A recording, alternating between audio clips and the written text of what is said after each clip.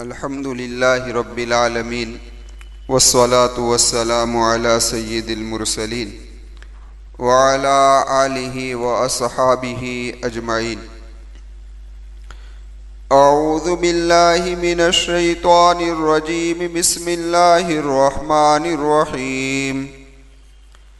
كذبت قبلهم قوم نوح فكذبوا عبدنا وقالوا مجنون وازدجر فدعا ربه أني مغلوب فانتصر ففتحنا أبواب السماء بماء منهمر وفجرنا الأرض عيونا فالتقى الماء على أمر قد قدر وحملناه على ذات ألواح ودسر تجري بأعيننا جزاء لمن كان كفر ولقد تركناها آية فهل من مدكر فكيف كان عذابي ونذر ولقد يسرنا القرآن للذكر فهل من مدكر. صدق اللہ العظیم. معزز سامعین کرام اور پردہ نشین خواتین، اس آیت کے تحت کے اندر 2-3 مجلسیں آپ حضرات کے سامنے ہو چکی ہے، اور غالباً جو واقعہ حضرت نوح علیہ السلام کا، یعنی آپ کی قوم پر جو عذاب آیا تھا وہ چل رہا تھا. وہ واقعہ یہاں تک پہنچا تھا کہ اللہ تبارک و تعالیٰ نے زمین کو یہ حکم دیا کہ یا ارض ابلعی ماءکی، وقیل یا، کہا گیا زمین سے کہ یا ارض ابلعی ماءکی، کہ جو پانی تو نے نکالا ہے اس پانی کو واپس لے لے، یعنی نکلا ابلا ہوا پانی واپس لے لے. وَيَا سَمَاءُ اقْلِعِي، اور آسمان سے کہا گیا کہ تھم جا. تو بات صاف ہے، زمین نے اپنا پانی واپس کھینچ لیا. اب آسمان کا پانی زمین کے اوپر رہا تو اللہ تبارک و تعالیٰ نے اس پانی کو سمندروں اور نہروں کے اندر تبدیل کر دیا تاکہ آئندہ آنے والے لوگوں کے لیے فائدہ مند ہو. یہ بھی عرض کیا گیا تھا کہ حضرت نوح علیہ السلام کی کشتی جو ہے وہ جودی پہاڑ پر ٹھہری تھی. قدیم مورخین لکھتے ہیں کہ عراق کے بہت سارے مقامات پر اس کشتی کے لکڑیاں جو ہوتی نا وہ موجود ہے بطور تبرک کے. آج بھی بعض مقامات پر وہ موجود ہے. علامہ طبری اور علامہ بغوی کے حوالے سے، یعنی ان کی تفسیر کے حوالے سے یہ بات نقل کی گئی ہے کہ 10 رجب المرجب کو یہ طوفان آیا تھا اور 6 مہینے تک مسلسل رہا، اور 10 محرم الحرام کو حضرت نوح علیہ السلام کی کشتی یہ جودی پہاڑ پر ٹھہری تھی. بعض مفسرین لکھتے ہیں کہ جب یہ کشتی بیت اللہ کے قریب پہنچتی تھی تو اللہ تبارک و تعالیٰ نے اپنے گھر کو اونچا لے لیا تھا تو کشتی بیت اللہ کا طواف کرتی تھی. خیر، 10 محرم کو جب یہ کشتی جودی پہاڑ پر ٹھہری، حضرت نوح علیہ السلام نے شکریہ کا روزہ رکھا. ساتھ کے اندر اپنے ساتھ جو لوگ تھے ان سے بھی کہا، انہوں نے بھی روزہ رکھا. بعض روایتوں سے پتہ یہ چلتا ہے کہ جو جانور اس کشتی کے اندر سوار تھے انہوں نے بھی روزہ رکھا. اس سے پتہ چلا کہ 10 محرم کی فضیلت اور اہمیت یہ پہلے سے چلی آتی ہے. حضرت نوح علیہ السلام نے بھی روزہ رکھا، حضرت موسیٰ علیہ السلام نے بھی روزہ رکھا تھا. اس لیے نبی کریم صلی اللہ علیہ وسلم نے بھی 10 محرم کے روزے کی بڑی فضیلتیں بیان فرمائی. اور رمضان کے روزے فرض نہیں ہوئے تھے، اس سے پہلے تو یہی 10 محرم کا روزہ فرض، لیکن جب رمضان کے روزے فرض ہو گئے تو فرضیت ان کی ختم ہو گئی، منسوخ ہو گئی، لیکن اس کی فضیلت ابھی بھی باقی ہے. اللہ تبارک و تعالیٰ سے دعا کرتے ہیں جب تک ہماری زندگی ہے اللہ اس فضیلت کو حاصل کرنے والا ہمیں بنائے. خیر، میں عرض یہ کر رہا تھا آپ سے کہ 10 محرم کو کشتی جودی پہاڑ کے اوپر ٹھہری سورہ ہود کے اندر اللہ تبارک و تعالیٰ نے فرمایا وقیل یا نوح اہبط، اے نوح اب اتریے۔ اب یہ اترنا ہو سکتا ہے کہ کشتی کے اوپر سے نیچے بھی ہو، اور یہ بھی ہو سکتا ہے کہ جودی پہاڑ سے نیچے اترنے کا حکم دیا گیا ہو کہ اب زمین رہنے کے قابل ہو گئی۔ آپ جانتے ہیں کہ جس ملک کے اندر اور جس علاقے کے اندر 6 مہینے تک مسلسل طوفان رہا ہو، اس زمین کا کیا حال بنا ہوگا، وہ زمین کا کیا حال ہوا ہوگا۔ تو جب رہنے کے قابل ہو گئی تو اللہ تبارک و تعالیٰ نے فرمایا نوح علیہ السلام سے کہ اب اتریے، لیکن ساتھ میں اللہ فرماتا ہے بسلام، قیل یا نوح اہبط بسلام، سلامتی کے ساتھ اتریے، منا ہماری طرف سے، وبرکات اور برکت کے ساتھ اتریے۔ اب ذرا دیکھیے کہ جب زمین ویران ہو جاتی ہے طوفان کے ذریعے سے، اور زمین میں زندگی گزارنے کا جب کوئی سامان نہیں ہوتا تو آدمی کے دل کے اندر خیالات بھی آتے ہیں کہ اب زمین پر کیا ہوگا، کچھ رہا تو نہیں باقی۔ اس لیے اللہ تبارک و تعالیٰ نے حضرت نوح سے فرمایا کہ اس برکتوں کو لوٹانے والا اللہ ہے، وہ واپس اس زمین کو آباد کر دے گا اور اس کی برکتوں کو لوٹا دے گا۔ خیر، اللہ تبارک و تعالیٰ نے پھر سے اس زمین کو آباد کیا۔ قرآن کریم میں اللہ تبارک و تعالیٰ فرماتے ہیں قیل یا نوح اہبط بسلام منا وبرکات علیک، یہ برکتیں آپ پر بھی ہوگی، وامم ممن معک، اور ان امتوں پر بھی ہوگی جو آپ کے ساتھ ہے۔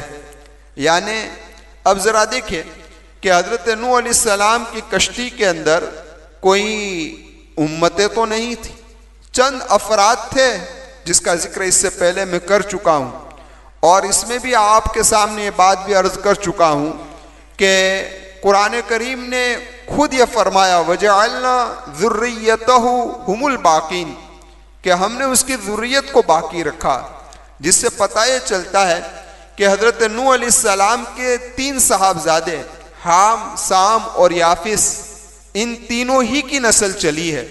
اس کے علاوہ جتنے بھی حضرت نوح علیہ السلام کی کشتی میں سوار تھے، اپنی زندگی کا وقت ان لوگوں نے گزارا، اور جب وقت ختم ہو گیا تو اس دنیا سے رخصت ہو گئے۔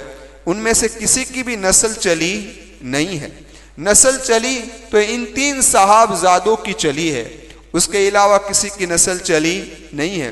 اب ذرا غور کریں کہ قرآن کریم تو یہ فرماتا ہے کہ امت کا ذکر فرمایا، یہ بہووچن یعنی کہ جمع ہے، تو امتوں کا ذکر فرمایا، حالانکہ کوئی امتیں تو یہاں پر کشتی کے اندر تھی نہیں۔ اس سے علماء نے لکھا ہے کہ دراصل اشارہ اس بات کی طرف ہے کہ مشرق و مغرب میں حضرت نوح علیہ السلام کے ان 3 صاحبزادوں سے کئی امتیں پھیلے گی، اور پھیلی تو یہ ساری امتیں اس کے اندر کیا ہے بھائی، شامل ہے۔ تو جب یہ بات ہے تو علماء نے لکھا ہے کہ جس سلامتی کی دعا اللہ تبارک و تعالیٰ نے حضرت نوح علیہ السلام اور ان کے ساتھ تھے ان لوگوں کو دی، اور جن برکتوں کی دعائیں اللہ تبارک و تعالیٰ نے ان لوگوں کو دی، یہ سلامتی اور برکتیں قیامت تک آنے والے ایمان والوں کو نصیب ہوگی۔ سمجھ میں آئی بات؟ جتنے بھی ایمان والے آئیں گے قیامت تک یہ سارے اس سلامتی اور برکت کے اندر شامل ہوں گے، لیکن جتنے غیر مسلم ہیں ان کو یہ سلامتی یعنی یہ برکت نصیب نہیں ہوگی۔ سمجھ میں آئی بات؟ اب ذرا دیکھیے کہ سلامتی کہتے ہیں کسے، تو اس کو سمجھنا بہت ضروری ہے۔ سلامتی کہتے ہیں کہ آدمی مادی اعتبار سے یعنی جسم کے اعتبار سے سلامت ہو اور روحانی اعتبار سے سلامت ہو۔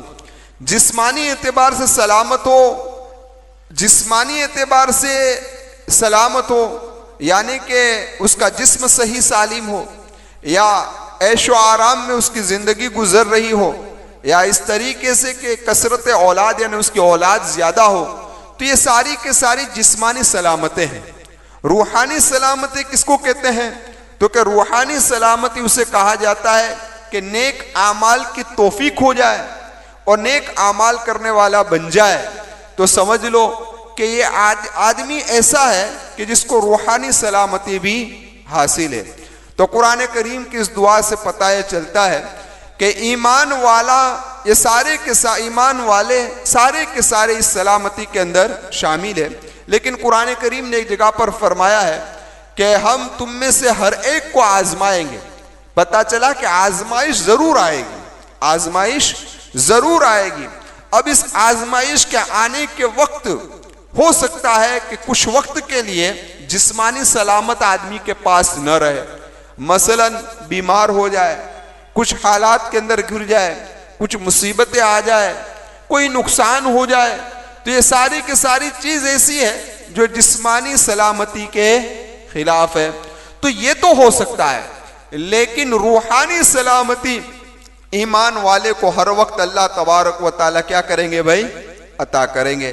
تو فرمایا قیل یا نوح بت بالسلام منا وبرکات علیک وعلی ممن معک. آگے قرآن کریم نے فرمایا وَأُمَمٌ سَنُمَتِّعُهُمْ ثُمَّ يَمُسُّهُمْ مِنَّا عَذَابٌ عَلِيمٌ.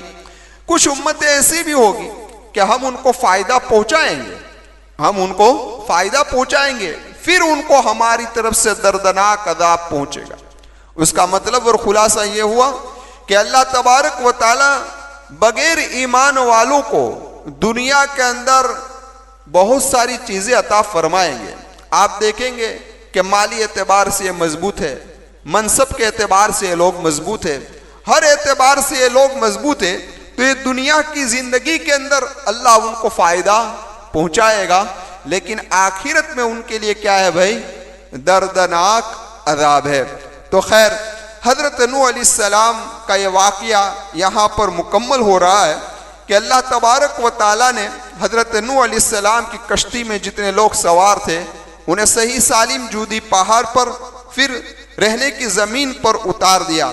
آگے قرآن کریم میں کوئی اور تذکرہ نہیں, یعنی کہ کہنے کا مقصد کہ یہ جو طوفان تھا, یہ طوفان صرف اسی علاقے میں تھا یا پھر یہ طوفان پوری سرزمین پر تھا.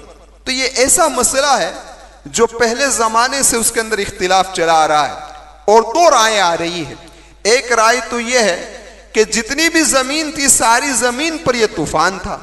ایک رائے یہی ہے کہ جو علاقہ تھا ان لوگوں کا جہاں نوح علیہ السلام کی قوم آباد تھی وہاں پر ہی یہ عذاب آیا ہوا تھا طوفان کا, زمین کا دوسرا حصہ اس سے متاثر ہوا نہیں تھا. یہ محققین کا کہنا یہ ہے کہ زمین کے دوسرے حصوں پر اس طوفان کے نشانات پائے نہیں جاتے. اور آپ جانتے ہیں کہ حضرت نوح علیہ السلام کا زمانہ یہ حضرت آدم علیہ السلام کے زمانے سے بہت دور والا زمانہ ہے نہیں, بہت دور والا زمانہ نہیں ہے. تو ہو سکتا ہے کہ اس وقت انسانوں کی آبادی بھی کم ہو, اور تھی کم جیسا کہ آپ جانتے ہیں. تو جس جگہ کے اندر آبادی تھی اس ساری آبادی کے اندر اللہ تبارک و تعالیٰ نے عذاب بھیجا تھا, ورنہ اللہ ہی بہتر جانتا ہے کہ پوری روئے زمین پر یہ عذاب آیا تھا یا اس علاقے پر آیا تھا. ہم میں سے کوئی اس کو جانتا نہیں ہے, واللہ عالم, اللہ سب سے بہتر جاننے والا ہے. خیر, اب ذرا آپ یہاں پر غور کریں کہ قرآن کریم کی سورت کے اندر حضرت نوح علیہ السلام کے واقعے کے بعد, قوم نوح کے واقعے کے بعد اللہ نے فرمایا وَلَقَدْ يَسَّرْنَا الْقُرْآنَ لِلذِّكْرِ فَهَلْ مِن مُدَّكِرٍ. تحقیق کہ ہم نے قرآن کو آسان کر دیا ہے نصیحت حاصل کرنے والوں کے لیے. کیا ہے کوئی نصیحت حاصل کرنے والا؟ اس کے بعد قوم عاد کا ذکر ہے, پھر دوبارہ اللہ یہی آیت لائے. پھر اس کے بعد قوم سمود کا ذکر ہے, پھر اللہ وہی آیت کریمہ لائے. اس کے بعد قوم لوط کا تذکرہ ہے, پھر اللہ تبارک و تعالیٰ یہی آیت کریمہ لائے وَلَقَدْ يَسَّرْنَا الْقُرْآنَ لِلذِّكْرِ فَهَلْ مِن مُدَّكِرٍ. کہ ہے کوئی نصیحت حاصل کرنے والا؟ آپ ذرا دیکھیں کہ اس آیت کریمہ میں اللہ تبارک و تعالیٰ فرما رہے ہیں کہ ہم نے قرآن کو کیا کر دیا بھائی؟ آسان کر دیا. کیا کر دیا؟ آسان کر دیا. اب آسان کر دیا کا مطلب کیا؟ تو امام مجاہد رحمت اللہ علیہ فرماتے ہیں کہ اللہ تبارک و تعالیٰ نے قرآن کا پڑھنا آسان کر دیا, ناظرہ پڑھنے والے کے لیے بھی آسان کر دیا, حفظ کرنے والے کے لیے بھی آسان کر دیا, اور سمجھنے والے کے لیے بھی اللہ تبارک و تعالیٰ نے قرآن کریم کو کیا کر دیا بھائی؟ آسان کر دیا. اب ذرا دیکھیں کہ ناظرہ پڑھنا کیسا آسان ہو گیا کہ دنیا کی کوئی ایسی کتاب نہیں ہوگی کہ جس کو آدمی سمجھ نہ سکتا ہو، اس کا ترجمہ اور ٹرانسلیشن سمجھ نہ سکتا ہو اور اس کے بعد بھی پڑھتا جا رہا ہو۔ یہ صرف قرآن کریم کی خصوصیت ہے کہ آدمی اس کو سمجھتا نہیں، اس کا ترجمہ جانتا نہیں ہے، اس کے باوجود بھی پڑھا جا رہا ہے، اکتاتا نہیں ہے۔ تو یہ ہے اللہ تبارک و تعالیٰ نے دیکھ کر پڑھنے والے کے لیے کیا کر دیا بھائی؟ آسان کر دیا۔ حفظ کے لیے آپ ذرا دیکھیں کہ چھوٹے چھوٹے بچے حافظ قرآن ہو رہے ہیں، اور اس طریقے سے سمجھنے اور نصیحت کے لیے بھی اللہ تبارک و تعالیٰ نے اس کو کیا کر دیا ہے؟ بالکل آسان کر دیا۔ ایسا آسان کر دیا کہ کوئی عالم ہے، کوئی غیر عالم ہے، جاہل ہے، دیہاتی ہے، شہر کا رہنے والا ہے، مرد ہے، عورتیں ہیں، بچے ہیں، جوان ہے، جو کوئی بھی ہے، کوئی بھی آدمی اس کو سمجھنا چاہے تو اس کا سمجھنا کیا ہے بھائی؟ آسان ہو گیا۔ میں آپ کو ابھی کل ہی ایک کلپ آئی تھی، آپ نے بھی شاید سوشل میڈیا پر اس کو سنی ہوگی کہ دارالعلوم وقف کے اندر ایک طالب علم کی ابھی ختم بخاری کا جلسہ تھا، تو 60 سال سے بھی بڑی عمر کے ہیں، اور لکھا ہے کہ وہ سرجن ہے، بڑے ڈاکٹر ہے اور ماہر سرجن ہے، تقریباً 50,000 آپریشن وہ کر چکے ہیں۔ کتنے آپریشن؟ 50,000 آپریشن کر چکے ہیں، اور اس کے باوجود بھی علم کے حاصل کرنے کا شوق ہوا تو علمیت کا کورس یعنی عالم کلاس مکمل کیا۔ تو اب ذرا آپ سوچیں کہ اتنی بڑی عمر، اتنا ماہر ڈاکٹر کہ جس نے 50,000 آپریشن سے زائد آپریشن کیے ہو، لیکن شوق ایک چیز ہوتی ہے کہ جس کے اندر پیدا ہو جاتی ہے تو آدمی اس سے بے چین ہو جاتا ہے جب تک اسے حاصل نہیں کرتا۔ تو اب میرے نوجوانوں میں آپ سے گزارش کرتا ہوں کہ اگر آپ قرآن پڑھے ہوئے نہیں ہے تو قرآن کو سیکھنے کی کوشش کریں، کیونکہ اللہ نے آسان کر دیا ہے۔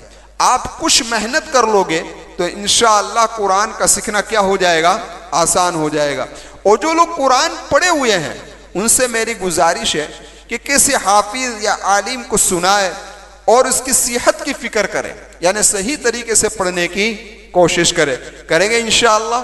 ہم کوشش کریں، اللہ تبارک و تعالی ہمارے لیے سیکھنا آسان فرما دے گا۔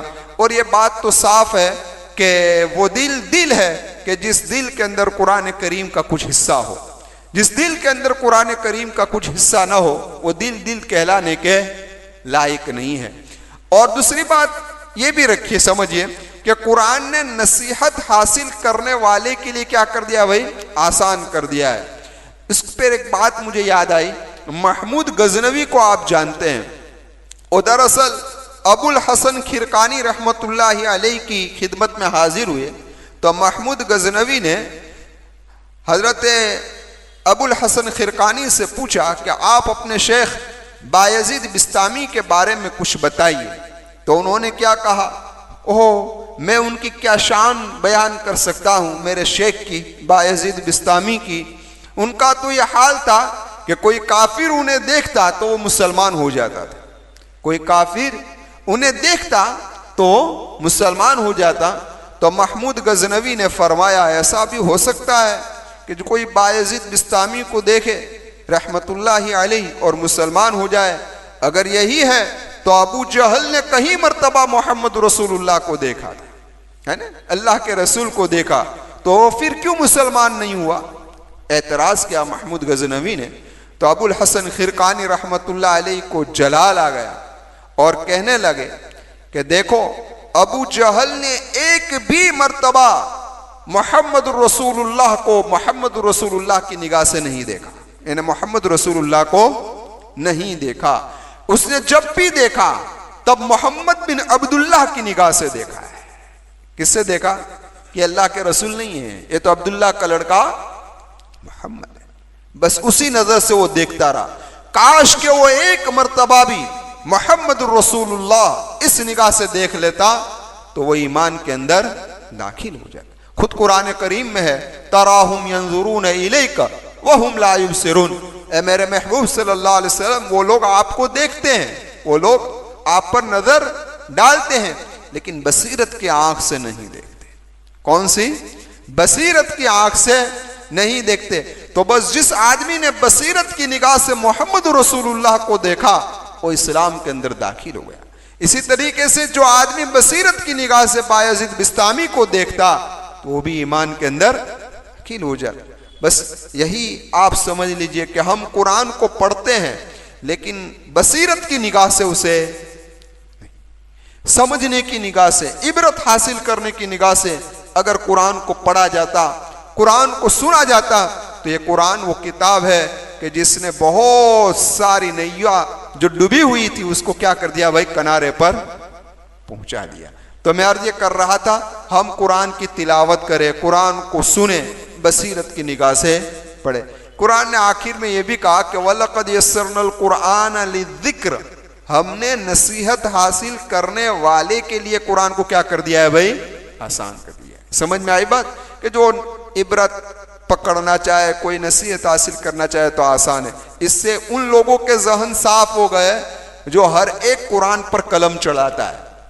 سمجھ میں آئی بات, ہر ایک آدمی آج قرآن پر کیا چلا رہا ہے, قلم چلا رہا ہے. تو پتا چلا کہ قرآن سے احکامات کو نکالنا اور قرآن سے مسائل کو نکالنا یہ ہر ایڑے گیڑے کا کام ہے نہیں, وہ تو ان لوگوں کا کام ہے جو راسخین فی العلم ہے, جو علم کے اندر رسوخ رکھتے ہیں اور بہت گہرا علم رکھتے ہیں.